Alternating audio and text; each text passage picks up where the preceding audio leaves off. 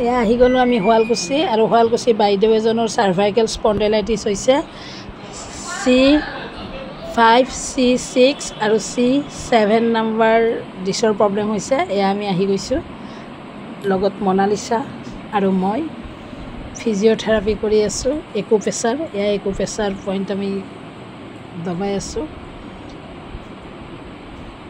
একো প্ৰেছাৰ ইহঁতক খুৱাই লৈ আমি একো প্ৰেছাৰৰ পৰা স্পাইনেল কৰ্ডৰ যি পইণ্ট সেই পইণ্ট আমি মানে এক্টিভ কৰাৰ কাৰণে মানে প্ৰেছ কৰি আছোঁ।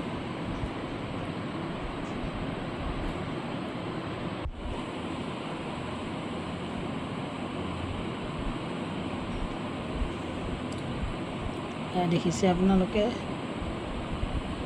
বিভিন্ন ধৰণৰ সামগ্ৰী আছে আৰু এই সামগ্ৰীৰ দ্বাৰাই আমি কি কৰিম এই পইণ্টবিলাক এক্টিভ কৰাৰ কাৰণে চেষ্টা কৰি আছোঁ।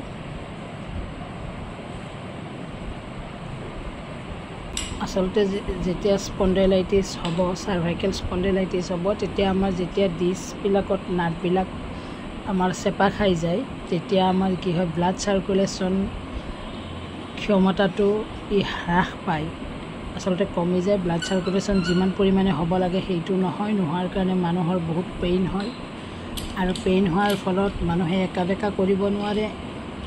আৰু সেয়েহে আমি এই ফিজিঅ'থেৰাপিৰ মাধ্যমেৰে লগতে পঞ্চকৰ্ম যিটো treatment, massage therapy, Putali therapy, এই পুতলি থেৰাপিৰ দ্বাৰা আমি ট্ৰিটমেণ্ট চলাই আছোঁ।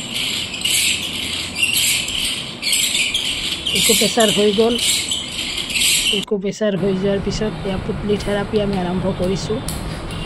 পুতলি মাছাজ, এই পুতলি মাছাজ আয়ুৰ্বেদিক ট্ৰিটমেণ্ট হয়। ইয়াতে পুতলি বনোৱা হয়, 9বিধ মেডিচিন ইয়াতে আছে আৰু এই 9বিধ মেডিচিন আমি তৈয়াৰ কৰি লৈ ইয়াত পুতলি মাছাজ কৰি আছোঁ, যাৰ জৰিয়তে মানুহজনে বহুতখিনি আৰাম পাব আৰু সুফল লাভ কৰিব।